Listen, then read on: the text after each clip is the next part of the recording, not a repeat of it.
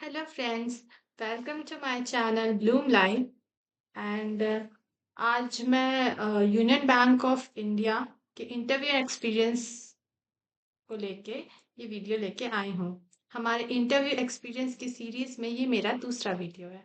पहला video SBI related था, State Bank of India का interview experience as an assistant manager IT officer. मैं description में link डाल दूंगी, आप लोग वहां से उस वीडियो को भी रिफर कर सकते हैं। सो आगे बढ़ते हैं। एज यू ऑल नो कि इंटरव्यू एक्सपीरियंस से पहले आपके एग्जाम्स भी होते हैं। सो सबसे पहले तो आपके एग्जाम्स होंगे, फिर आपकी लिस्ट निकलेगी कि आप सिलेक्टेड हैं या नहीं। तो सबसे पहले तो लिस्ट आप चेक करें, उसके बाद फिर आपको ईमेल आएगी related to your admit card, your call letter, कि आपका दिस वेन्यू में आपका इंटरव्यू है, ये पैनल है, ये डेट है, एवरीथिंग सारी डिटेल दी रहेगी। सो मैं आपको यही सजेस्ट करूंगी कि जो भी आपका वेन्यू है आप एक दिन पहले जाके देख लें, ताकि उस दिन जिस दिन इंटरव्यू उस दिन ज़्यादा हौश पौश ना हो।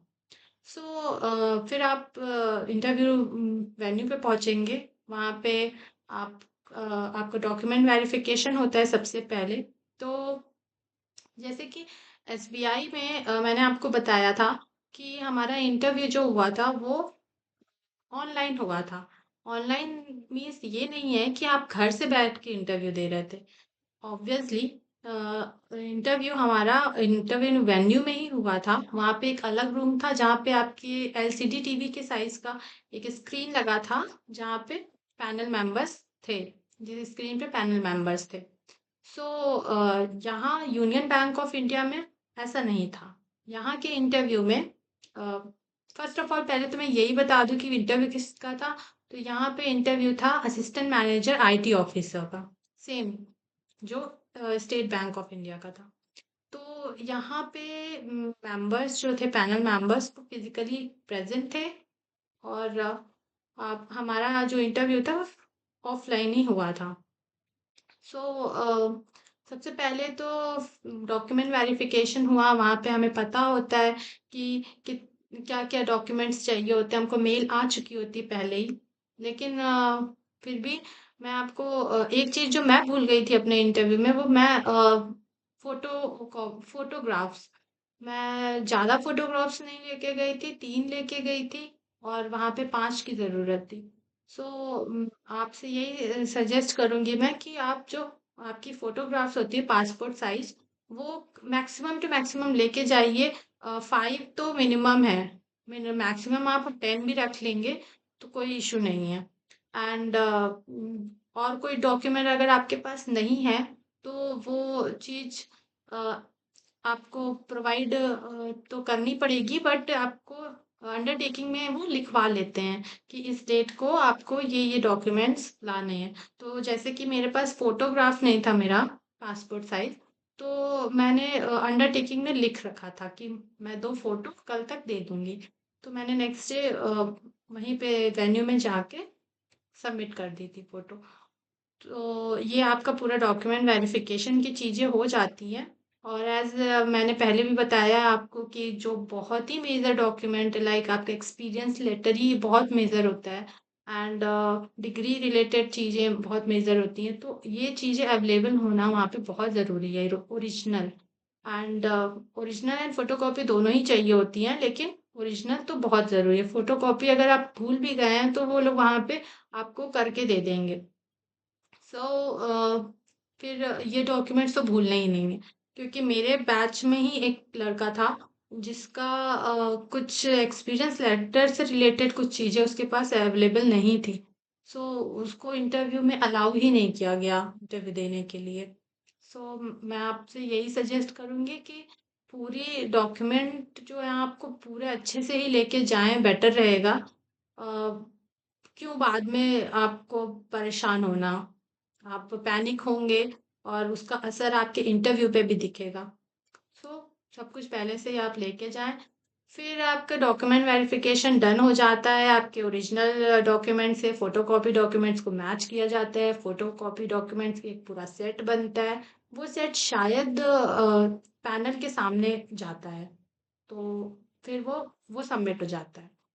उसके बाद आपका बैच, जो भी आपका ग्रुप होगा, उसका नंबर लगेगा कि कौन पहले इंटरव्यू देगा। तो फिर आपके नंबर टू नंबर कैंडिडेट्स अंदर जाते हैं। एक कैंडिडेट अंदर रहेगा, एक बाहर बैठा बैठा रहेगा, अपने अपना टाइम का वेट कर रहा होगा। फिर जैसे कि मैं बाहर थी, और मेरे एक जो मेरे से आगे की मेरे मुझसे पहले की कैंडिडेट थी, वो इंटरव्यू दे के बाहर आई। उसके कुछ 2 मिनट बाद मुझे अंदर बुलाया गया। आपको अंदर जाके सबसे पहले तो उनको ग्रीट करना है, like good morning, good afternoon, whatever the time is. So आप करेंगे। उसके बाद फिर वो आपसे पूछेंगे आपके बारे में, तो आपको अपने आप को इंट्रोड्यूस करना है। और बाकी भी चीज़ें पूछ सकते हैं। आप बताएंगे कि आप करेंटली कहाँ क्या वर्किंग कर रहे हैं, नहीं कर रहे हैं, या स्टडीज़ में हैं। तो आपके बारे में ज़्यादा उनको आपको बताना होगा। उसके बाद फिर वो मोस्टली आपसे आपके एक्सपीरियंस से रिलेटेड क्वेश्चंस पूछेंगे कि आपने क्या काम किया है, आपका क्या रोल था। और उसको आपको एक्सप्लेन करना होगा कि आप कहाँ पे कितना समय आपने दिया है, किस जॉब में। एंड आप जिस कंपनी में, लाइक यूबीआई में ही जा रहे हैं, तो वहाँ पे आप किस रोल पे अपने आप को बेटर प्रेजेंट कर पाएंगे, वो भी आप खुद ही बताएंगे। एंड वो कुछ और भी क्वेश्चंस, टेक्निकल क्वेश्चंस कर सकते हैं आपसे, तो उसके लिए पूरी तरह से आपको तैयार रहना है। एंड फिर मतलब मोस्टली टेक्निकल ही क्वेश्चंस मुझसे यूनियन बैंक ऑफ इंडिया में भी पूछे गए, और एसबीआई में भी टेक्निकल क्वेश्चंस ही पूछे गए। कोई भी करंट अफेयर रिलेटेड या यूनियन बैंक ऑफ इंडिया के बारे में या ऐसा कुछ भी नहीं पूछा गया। बट मेरा सजेशन आप लोगों से सिर्फ इतना रहेगा कि आप सब तैयार करके जाएं, करंट अफेयर भी पढ़ के जाएं, फाइनेंशियल थिंग्स को भी देख के जाएं। एंड जिस कंपनी के लिए आप इंटरव्यू देने जा रहे हैं, like union Bank of India के लिए आप जा रहे हैं, इस बैंक में के बारे में जानकारी ले लें, इनकी हिस्ट्री पढ़ के जाएं, सब कुछ। आप एक तो जब आपके पास नॉलेज होती है तभी आप ज़्यादा कॉन्फिडेंट फील करते हैं।